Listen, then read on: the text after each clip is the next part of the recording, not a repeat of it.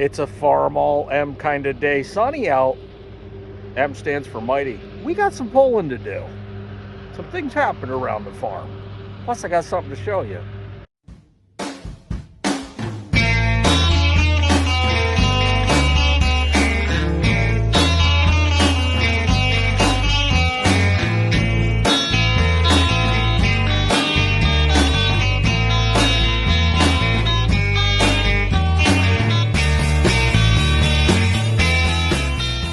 All right, for you new subscribers / viewers, this is a 1945 Farmall M. This was the first tractor on the channel. The channel really was built around this tractor. For the first couple years, I was basically using this M for everything. Oh, what have I done to it? I put an electronic ignition in it, bulletproof. I do have an inline filter on the other side. We will walk around and look at that. I also have an in-bowl filter, and we will also look at that. Yeah, a little up close and personal. We got the International Yellow Toolbox, and hey, remember this?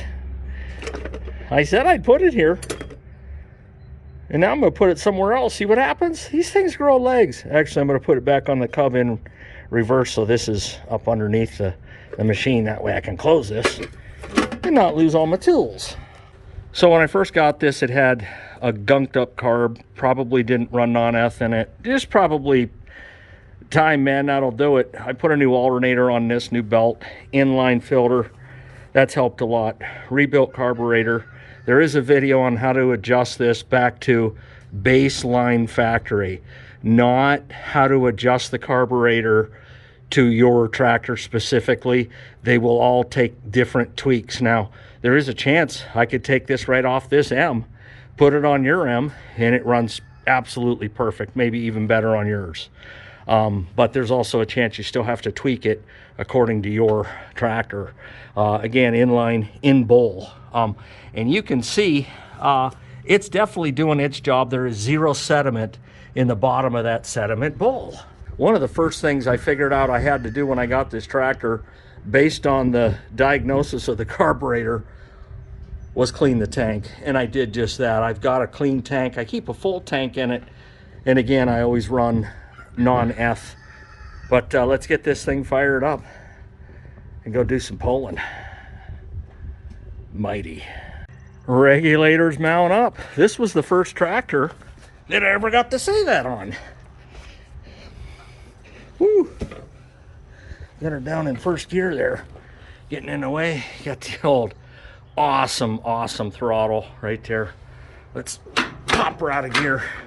Maybe we won't coast. And yeah, I don't know. I haven't had the tractor started in probably, good grief, 2-3 months, and maybe longer than that, because I lose track of time pretty easy. So key on, footsie.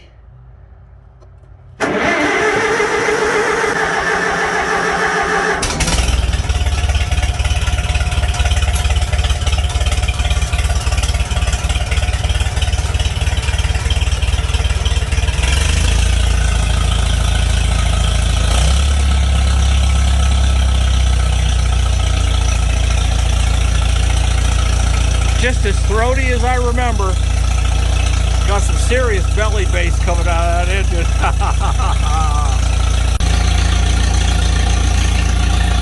Definitely charging.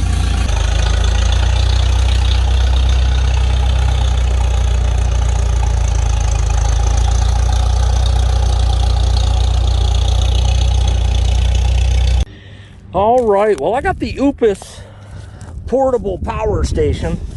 And we're going to take a look in this box next. But first, we're going to get this thing out of here. There's the info, and I'm assuming directions. Yep. Let's pull this sucker out of here and see what we got. All right. Well, this is the OUPES Portable Power Station. 1800 watts. Very impressive. Got USBs. Got all kinds of different ports here. Marine 12 volt. I mean, check that out. Pretty cool. 3 120s. I mean, got all kinds of input. Now, the cool thing about this, it did come with solar panels, so you can use solar panels if you're camping, or sometimes I'm just out here in the field right now, and you know, if my phone's getting low or something and I have this here, I just plug the phone in. By the time I'm done doing what I do, it's good to go. Now, we're going to turn the unit on, and there ain't nothing there. Why? Because I just pulled it out of the... Okay, yeah, there's something there. We're at 63% charge right now, right out of the box. Never putting a cord on it, nothing like that. There should be a readout right here that tells you how, I don't know how many hours you have and different things like that. But we're going to try this thing out today, and we're going to try something small at first, my phone. And I really like this for a camping application. But let's get the solar panels hooked up to this and see how fast it'll charge them. Oh, and check that solar panel out. This is the first one, and the first time taking it out of the box, and it comes with a carrying handle. They aren't light. I will tell you, anything, just like I said in the last video, anything worth having ain't light. And these aren't. Let's get these out and take a look. Yep, and that's how it looks. Very nice, very impressive, man. Packaged excellent. Now you can see there's the outlet, the connection. You plug right in here to charge. These orange things are velcroed in, and they snap right out, so you can lean her on back. And that's what I'm going to do. So we can get it at, you know, like, I don't know, a 45-degree angle, really catch the rays. Okay, so I've got one of the panels hooked up, the OUPES. You shouldn't be covering any of the cells. Hooked up and plugged in, and we're charging at 163 watts. Okay, and it's already at 64%, as you can see. I pulled it out of the box, and this is the 1800 watt unit. Okay, these come, from what I understand, they come in 3 different levels: 1200, 1800, which is what this is, and 2400. And I'm speechless. Takes a lot to get Farmall fanatic speechless. Let's go ahead and hook the other panel up and see what we go to for an increase. Well, and there you go. I got both panels set up perfectly in the sun. High noon, west, east, south. So this evening, you just shift your panels that way. And yeah, let's get this second one plugged in and see what goes down here out in the field, the Farmall field.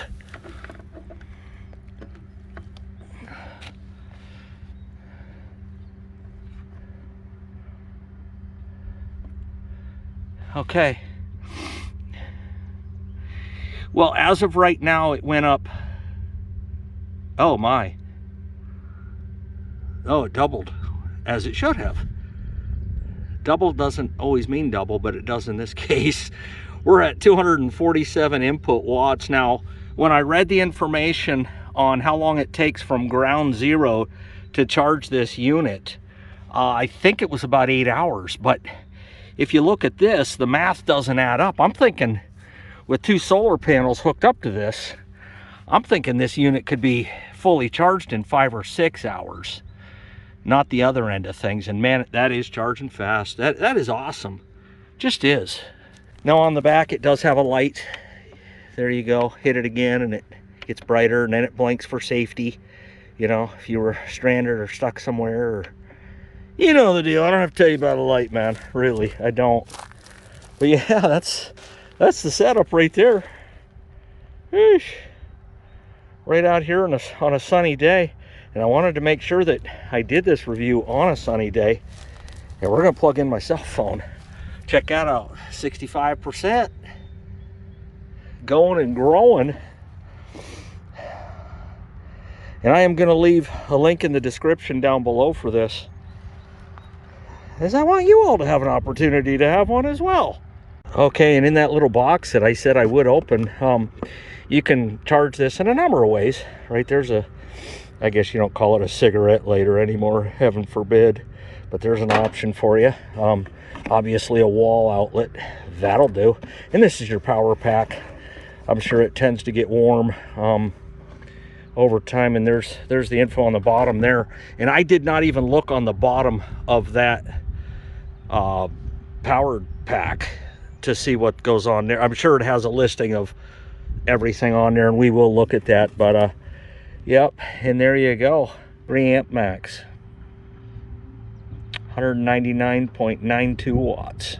So based on that, at 199, the solar panels in tandem are going to charge the unit up a little bit faster than if you had it plugged in charging it.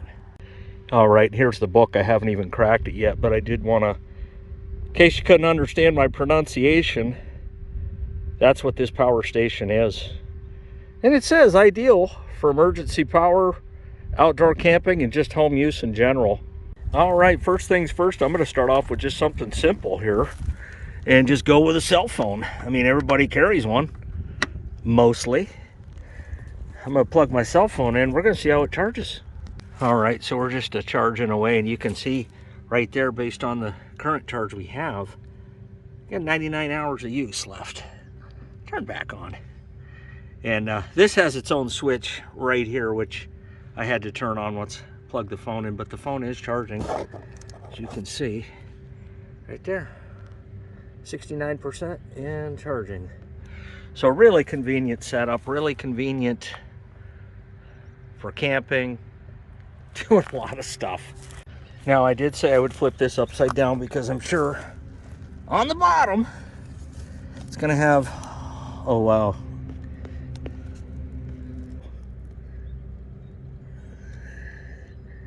and those are all the specs up underneath, so maybe you're not as impressed as I am, but I'll take it. I made a mistake. There's actually a 600 unit as well. I will leave a link in the description down below. You can go check them all out, the 6, the 12, the 18, the 24. Get you one, man. We're going to be seeing this inadvertently in and out of videos over the next couple years, I'm sure. More than likely charging batteries on tractors. Well, chickens, it's not your day. They like to dust bath in there and dust bathe in there and stuff like that. But this old tree, man, it's been dead for a couple years. I've been waiting for it to blow down. We've had several windstorms come through, okay, over the years, 40, 50, 60 mile an hour wind. Wouldn't come down. Well, finally, the last one that we had come through brought her down. About 70 mile an hour wind.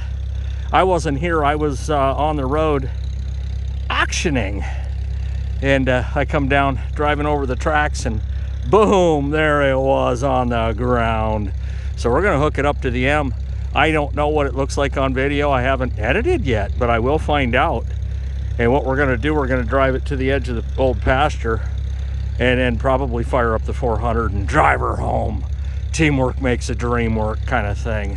It never fails. When I pull something with the M or whatever tractor it is, I get a sharpshooter that says, why don't you shorten the chain and make it easier? Because I like a challenge and you don't. First gear.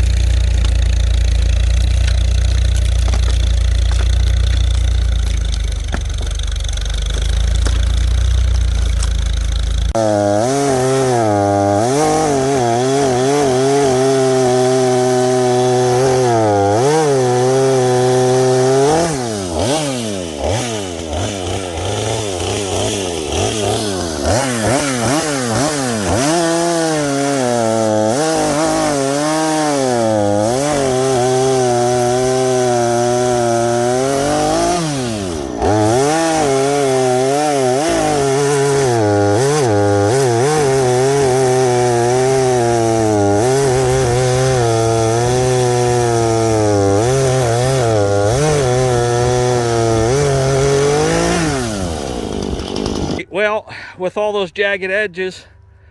I was plowing my yard. Oh, I don't know, 12-inch furrow. Had to round her off. Let's see if we got it now.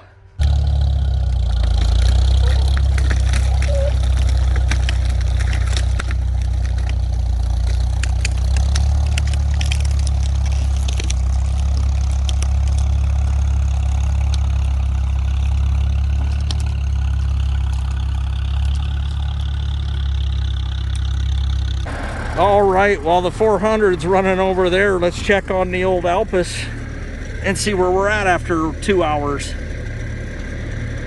Well, there you go. 99% up from 63% with 2 panels. I think my 5-hour theory, 6-hour theory is correct. I think what they're doing is they're under promising and over delivering. I don't think it would take 8 hours to fully charge this. I really don't. All right, well, for some reason my camera didn't record. I just come in with the bucket and smacked some of the branches down, and then I think what I'm going to do is smack a few more down and then get in behind this and drive her off into the woods, into the pasture, so to speak.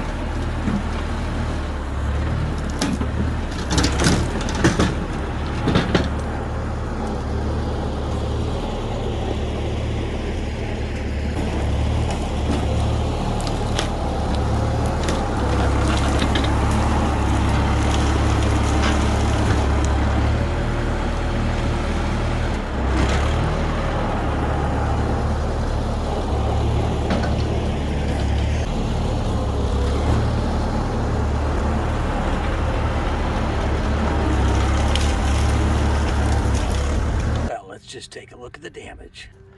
So there you go. I just drove her right on down in there, and I don't know, I'll probably come in with the chainsaw and cut like around here so I can just get a 4-wheeler by there. But yeah, heavy tree. You know, you say, oh, it's all hollow and rotted. No, that tree's like a sponge and heavy. Nothing the old 400 can't handle. Oh, and let me introduce the Farmall 400. It's a 55, just like the Cub. Torque amplifier works on it. Not much else does. The bucket goes up, the bucket goes down. The power steering does not work. Recently, I broke the throttle spring in the governor. You know, I've done some stuff to it. I rewired it, put a new starter, solenoid, put an inline in it, put a whole new sediment bowl assembly in it. And she runs just good enough, and that's what I can tell you. I mean, it just runs good enough, does good enough. People ask me, are you gonna hook it up to a set of discs? Absolutely not. Absolutely not. I never bought this tractor to do any field work at all. It was just strictly to pick stuff up and put it down. But like I say, I did test the torque amplifier out, and it works. So that's there, and that's about it. I hit the zerks, you know, on the steering mechanisms stuff. There's zerk, I usually hit it, but oh, and I put a new muffler on there. And when I got it, it was painted like a 450, like a lot of 400s, and I changed that. I made it decent from a distance. Speaking of decent from a distance, I'm going to an auction tomorrow. Red Power. Apparently the guy was an IH mechanic. We'll go there and check it out. Kicking it with Kiko.